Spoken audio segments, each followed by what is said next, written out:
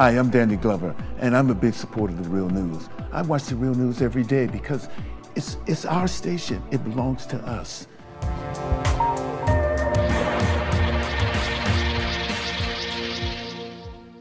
Welcome to the next segment of our interview with Leo Panitch. Leo's a professor of political science at York University and Canada Research Chair in Comparative Political Economy. We're talking about the financial crisis and just why banks don't want to lend. So, Leo, with the collapse of the housing market in the United States, and not just the United States, it's starting to happen in other countries, is one of the reasons banks don't want to lend is because nobody knows what anything's worth anymore?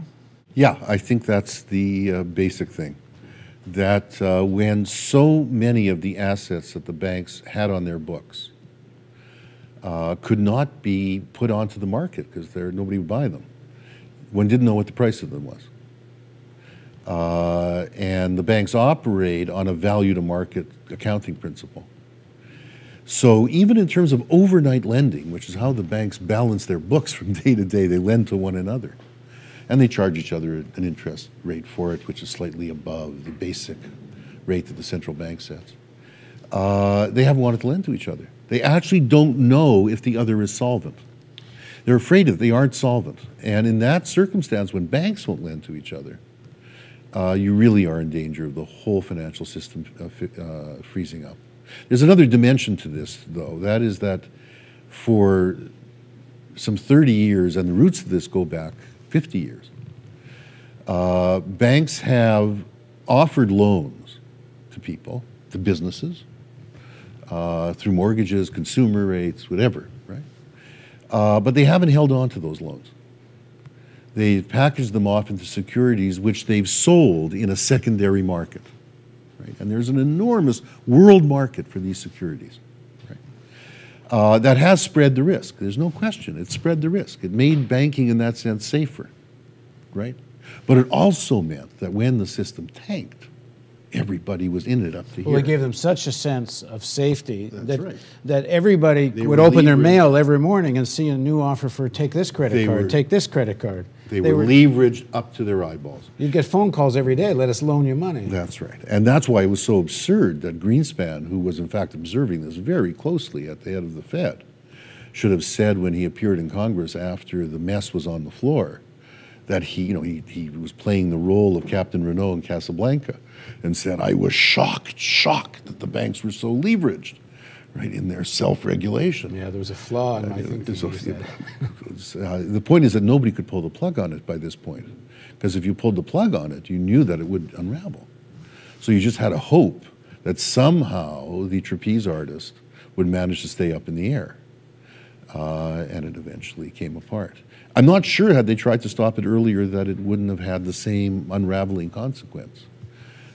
So what now? I mean, we've talked before in one of our earlier interviews that one of the underlying problems here in the basic economy is how wages have been static.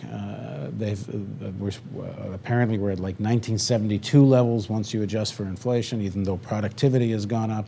So you've had this significant increase in productivity over the last 20, 30 years, a leveling of wages, and a massive transfer of wealth to the top 1, 2, 3 percentile of the society, who then try to lend this money back to people who are going to try to maintain their standard of living through debt. But this whole issue of this underlying problem of wages being so bloody low, and you don't have real purchasing power. Well, it was compensated for because, people's standards of living in the rich countries, and a significant proportion even in the large poor countries, did go up. How did it go up? It went up on the basis of them getting involved in finance. That is, there was a wealth effect. Yeah, buy now, pay later. Partly, but there was a wealth effect in working class housing going up. Its value was rising and rising. That's why they were able to take out secondary mortgages on it. And, it wasn't just a matter of the rich being in on this game.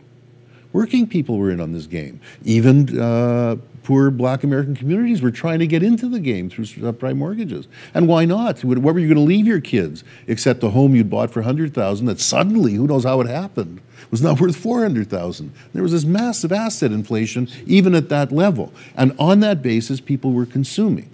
They weren't saving for the future. They were assuming that this was their nest egg. Now this is gone. And of course, it has an enormous effect on their ability to consume. And insofar, moreover, as there's trouble in the consumer credit market, that also is a problem.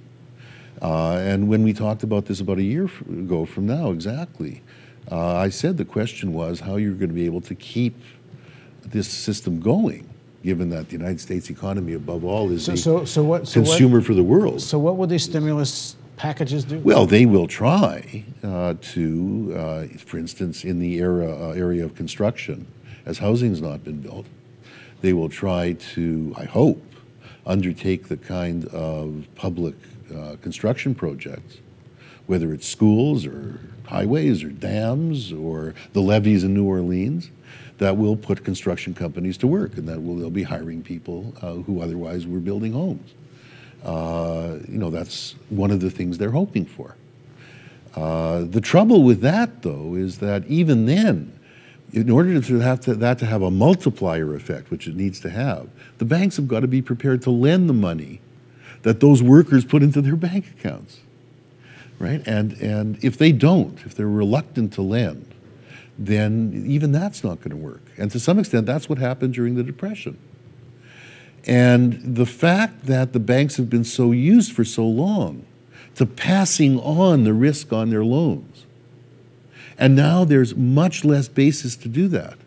That market in secondary derivatives on other people's loans, where you're trading risk, is much restricted. They may not even know how to do this anymore. So this is where you get back to the idea of where there has to be some kind of public utility that can have liquidity in the economy. Well, look, I mean, when capitalism is in trouble the way it is, there's two ways to go. One way is on a hope and a prayer that you're going to put it back together again, which is pretty well the options we get from all of these parties. And another way is start thinking again, as people did in the 1930s, when the NDP's predecessor was founded 4 years into the Great Depression. Start thinking about systemic alternatives to this system. And although surely it was the case that the Soviet Union didn't turn out to be a very happy experiment, to put it mildly, there's no reason to think that every attempt at socialism would end up that way. We don't have the same culture, we don't have the same class formation, we don't have the same kind of state, etc. I think that, as happened in the last Great Depression, people are going to start thinking about systemic alternatives, partly because, as I said, even the financial press is telling them that they may have to have, of all things, banking taken into the public sector. Well, if that happens, then you have to start asking, well, why don't we take the auto industry into the public sector and convert it so that it's not producing fossil fuel energy cars, but is producing either hydrogen cars or electric cars, or it's producing public transit, or it's producing other forms of green technology, which they could do. You know, during the Second World War, auto plants weren't producing cars, they were producing airplanes. In a very short amount of time, they turned them from auto. They did a conversion. It doesn't take that long to turn an economy. But it needs a massive commitment, a massive mobilization of the state and of popular support for the state when it does that. And the tragedy is that most of the left, not only the liberal left in the United States, even the socialist left in Europe, or the social democratic left, is being very, very cautious and unambitious in what it's putting forward, and are, in a sense, constantly running behind what is actually happening. Thanks very much for joining us. We will do this soon again, and let's talk further what this might look like if there was a more radical alternative. Thanks for joining us for our series of interviews with Leo Panitch. This is the sort of thing we can build right now without anyone else's permission from the government or from the business community. It's the power's in our hands. If we're not going to sleepwalk into more wars and into environmental disaster, we think we need to start with a television news network that won't bow to pressure and has the courage to seek facts. And that means independent economics. And that's why we need you.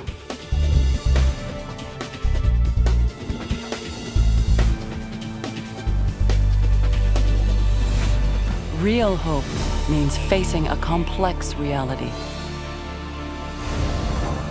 Your tax-deductible donation makes it possible. Please contribute. Visit therealnews.com.